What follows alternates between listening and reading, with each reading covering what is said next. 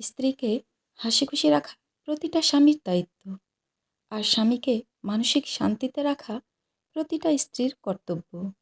দুজনেই দুজনের পরিপূরক, তাই দুজনকে ভালো রাখার দায়িত্বটা দুজনকেই নিতে হবে। তাহলেই সংসারে সুখ আসবে। আসসালামু আলাইকুম আমার প্রিয় আপু ভাইয়ারা, সবাই কেমন আছেন? আশা করি আল্লাহর রহমতে ভালো আছেন, সুস্থ আছেন। ১ মাস রোজা করলাম, ঈদ করলাম, আলহামদুলিল্লাহ। রোজা ঈদ সব শেষ করে চলে আসলাম ১১ মাসের রুটিনে।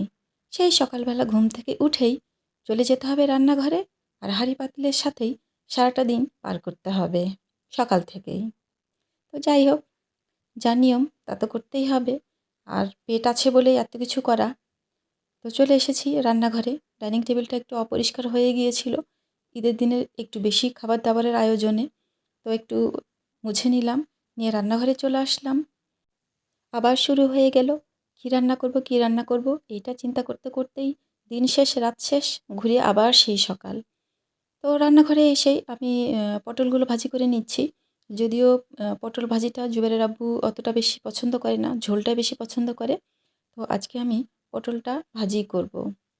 তো কয়েকটা পটল, বেশি না, মাত্র কয়েকটা একটু চিড়ে নিয়েছি, নিয়ে লবণ ঝাল হলুদ মরিচের গুঁড়া যা লাগে দিয়ে আমি ভাজিটা বসিয়ে দিলাম। আর ঈদের দিন আমি কিন্তু পোলাও বিরিয়ানি এ ধরনের কোনো খাবারই আমি করি নাই। তো আজকে যেহেতু শুক্রবার, আর এটা কিন্তু আমার শনিবারে আপলোড হবে। তো যাই হোক, এটা শুক্রবারের ব্লগ ভিডিও। আজকে যেহেতু শুক্রবার, তো শুক্রবারের দিন যথারীতি একটু চেষ্টা করি ভালো কিছু করার। তো ঈদের দিন যেহেতু আমি পোলাও বিরিয়ানি কিছু করি নাই, তো জুবাইরকে বললাম, তো জুবাইর বলল যে আম্মু আজকে করো, আজকে খাই। তো আজকে যাই হোক পোলাও বিরিয়ানি কিছু একটা করব। তো ওইদিকে পটল দিয়ে দিয়েছি, আর এদিকে কিন্তু আমি মাংসটাও মাখিয়ে উঠিয়ে দিচ্ছি। খুবই আস্তে ধীরে এটা এদিকে হতে থাকবে, আর আমি বাকি কাজগুলো করে নিব। আর এভাবে কিন্তু মাংস রান্না করলে, আর যেহেতু আমার এই মাংসটা একদম টাটকা মাংস, টাটকা টাটকা মাংস কিন্তু আলহামদুলিল্লাহ খেতে খুব ভালো লাগছে। ঈদের দিন করেছিলাম, আমরা খেয়ে সবাই খুব শান্তি পেয়েছি। আসলেই কেন জানি এটার খুবই মানে টেস্ট লাগছে মাংসের। তো মাংসটা হতে থাক, আর আমি এদিকে এই যে যেটা বললাম পোলাও বিরিয়ানি কিছু একটা করে নিব। তো আমার প্রিয় আপু ভাইয়ারা, লাইক দিয়ে ভিডিওটা দেখা শুরু করবেন, আর ওয়াচ টাইম দিবেন প্লিজ। খুব বেশি ভালো লেগে থাকলে শেয়ার করতে ভুলবেন না।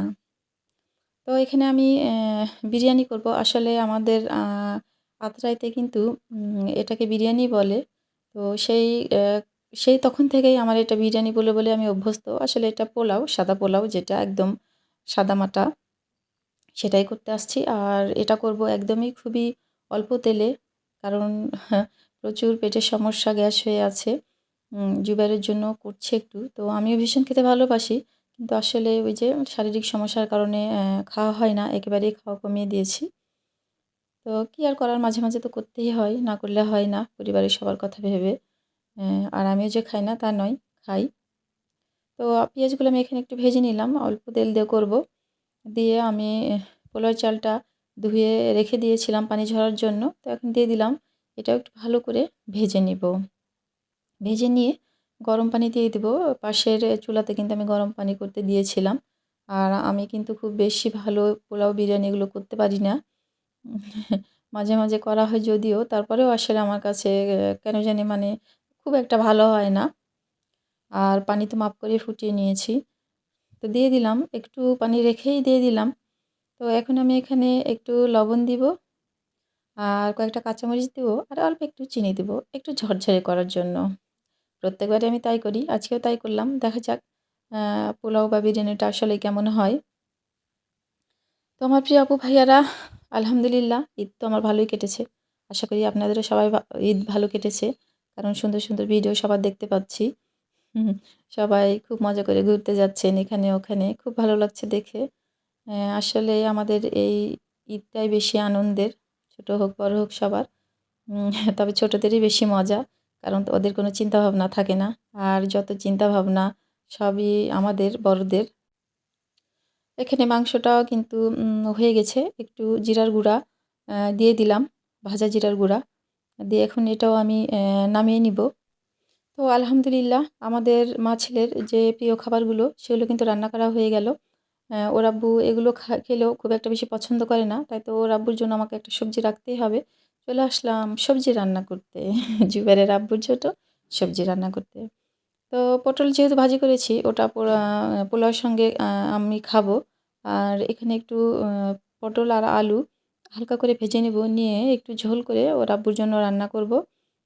এটা আসলে মূলত দুপুরবেলা দেব না খেতে। কারণ দুপুরে তো পোলাও খাবো। রাত্রে ভাত রান্না করব সেটার সঙ্গে লাগবে। আর এটা ভেবে আমি সবজিটাও রান্না করে রেখে দিচ্ছি। রাত্রে যেন আর আমাকে নতুন করে কোনো ঝামেলা করতে হয় না। উম কেন জানি ২ দিন থেকে একটু মানে বিরক্ত লাগছে রান্নাবান্না কাজকর্ম করতে। তো একটু রেস্ট নিব ভাবছি। তার জন্যই দুপুরে সব রান্নাবান্না শেষ করে দিচ্ছি। আসলে হয় না পরিবারের সবার কথা ভেবে সবার মনের ইচ্ছাগুলো পূরণ করতে যে আমাদের মেয়েদের অনেক ত্যাগ স্বীকার করতে হয়, আমরা করি। যে ছেলেরা এটা বোঝে তারা আসলেই মেয়েদেরকে অনেক ভালোবাসে, সম্মান করে। আর যারা বোঝে না তাদের কথা তো বাদ। তো আলহামদুলিল্লাহ আমি আমার পরিবারে আমার স্বামী সন্তানদের কাছ থেকে এ বিষয়ে প্রচুর সাপোর্ট পাই। কিন্তু হুম, ওরা যদি মুখ দিয়ে একটা কোনো কথা বের করে যে এটা খাবো বা এটা হলে ভালো হতো, আমার যতই কষ্ট হোক বা আমি তাৎক্ষণিকভাবে রেগে গেলেও পরে সেটা আসলে ওদেরকে করে দিই। কেন জানি আমি আর থাকতে পারি না। ওদের কাছ থেকে যদি কিছু একটা আমি শুনতে পাই বা জানতে পাই তাহলে। তো এইটা কিন্তু আমাদের গাছের টমেটো। আলহামদুলিল্লাহ এখনও গাছের টমেটো আমাদের খাওয়া হচ্ছে। এখনও গাছে আছেই। টমেটো ২-১ টা করে প্রায় প্রতিদিনই পেড়ে নিয়ে আসা হচ্ছে। আর প্রতিদিন তো টমেটো পাড়াটা বা টমেটোর গাছটা শেয়ার করা হয় না। তো আরও ২-১ দিন গেলে আবার একদিন শেয়ার করে আমার প্রিয় আপু ভাইয়াদেরকে দেখাবো। তো এখানে টমেটো দিয়ে এই আলু পটলগুলো সুন্দর করে আমি রান্না করব। আর রান্না যখন করছিলাম তখন কিন্তু আসলেই খুব ভালো লাগছিল। তো আসলেই খাওয়ার পরে আমি তো খাইনি। খাওয়ার পরে ওর আব্বু বলছিল আসলেই খেতে নাকি খুব টেস্ট হয়েছে। আর দেখতেও আলহামদুলিল্লাহ সবজিটা খুবই ভালো হয়েছিল। আর পোলাওর কথাটা বলিনি। পোলাওটা কিন্তু খুবই সুন্দর পারফেক্ট হয়েছিল একদম ঝরঝরে। মানে কি বলবো? মানে আমি নিজেই অবাক যে আমি এত সুন্দরভাবে পোলাওটা করতে পেরেছি আলহামদুলিল্লাহ।